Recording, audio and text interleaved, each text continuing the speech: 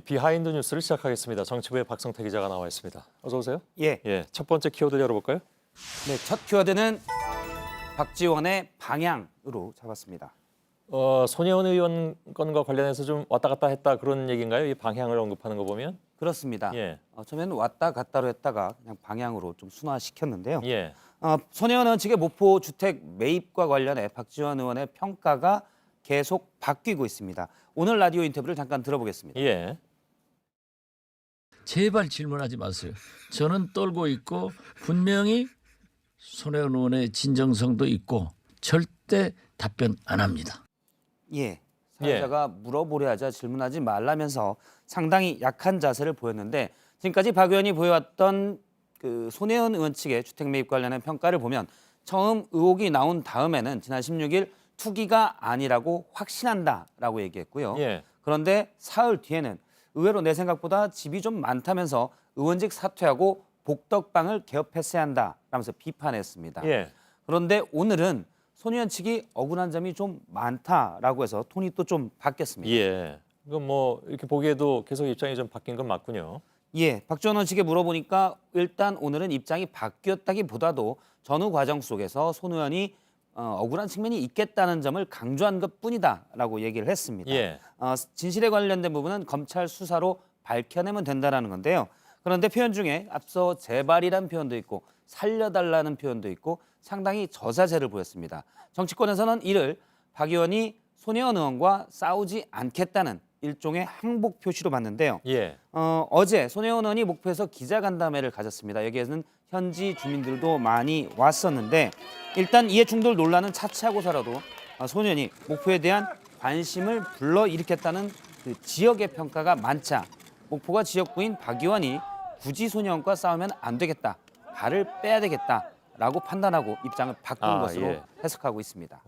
보기에 따라서는 상황에 따라서 이렇게 입장을 바꿨다라고밖에 해석할 수밖에 없지 않느냐 이런 얘기 같습니다. 예. 두 번째 키워드 볼까요? 두 번째 키워드는 한국당의 낄끼 빠빠로 정했습니다. 낄 때 끼고 빠질 때 빠진다. 예, 그렇습니다. 예, 예. 표준어는 아닌데 젊은 층에서 많이 쓰는 은어입니다. 예. 오늘 한국당에서 한 당권 주자가 다른 후보들을 견제하며 이 표현을 썼는데 직접 들어보겠습니다. 예. 낄끼빠빠라는 말처럼 이 사람 저 사람 다 나온다고 지금 얘기를 하니까 좀 낄 때 끼고 빠질 때 빠지는 사람 이 원칙이 적용이 좀 됐으면 좋겠다. 예. 이거 뭐 구체적으로 누구를 지칭하는 겁니까? 일단 관심을 가는 건 빠질 때 빠져야 되는 사람인데요. 예. 집 짓기에 비유해서 정 의원은 어떤 형태의 사람을 얘기했습니다. 구체적으로 누구라고는 하진 않았는데요. 예를 들어 보면 무너져가는 집에 난장판 치고 나간 사람은 빠질 때 빠져야 된다라는 의미로 했는데요. 구체적으로 누구를 지칭하지 않았는데 당내에서는 홍준표 전 대표일 것이다라고 보고 있습니다. 예. 다른 예를 좀 더 보면 집 짓고 있는데 배짱이처럼 구경만 하던 사람은 오세훈 전 시장으로 추측을 하고 있고요. 또 부실공사 책임지고 나간 사람이 다시 돌아왔다라는 부분은 황교안 전 총리를 얘기하는 것으로 보입니다. 예. 마지막으로 집 지어달랬더니 주인 되겠다는 사람이 있다, 빠져야 된다라고 평가를 했는데 김병준 비대위원장을 언급한 것으로 보입니다. 예. 김병준 비대위원장은 오늘 본인은 전당대회에 출마하지 않겠다고 밝혔고요. 아, 그런가요? 예. 예. 대신 앞서 얘기했던 황교안 전 총리, 오세훈 전 시장, 홍준표 전 대표도 나오지 말라고 얘기했습니다. 예. 뭐 어떻게 되는지는 지켜보면 되는 것 같고요. 세 번째 키워드. 네, 세 번째 키워드는 2년 전 바른정당으로 잡았습니다. 예.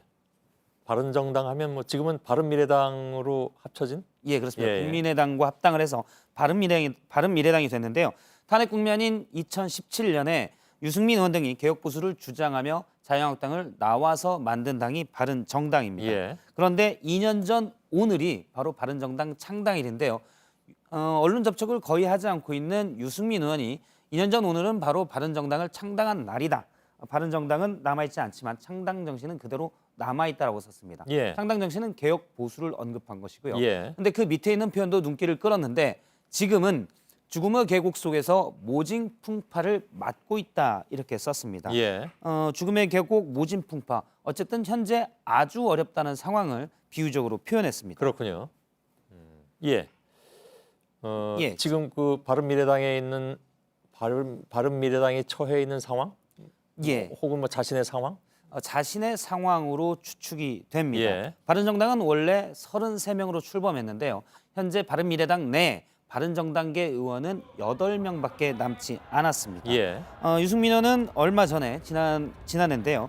바른미래당이 가는 방향이 자신과 조금 맞지 않다는 괴로움이 있다라면서 오래간만에 대학 강연에서 기자들을 만나 이런 얘기를 했습니다. 예. 그러니까 현재 자신이 입고 있는 옷이 맞지 않다는 고민이었는데요. 예. 그래서 이 때문에 바른미래당을 나와서 자유한국당과 뭔가 통합을 꾀하는 것 아니냐라는 해석이 있었지만 최근 자유한국당에서는 유승민 의원의 측근으로 분류되던 류성걸 그리고 조혜진 전 의원의 복당을 거부했습니다.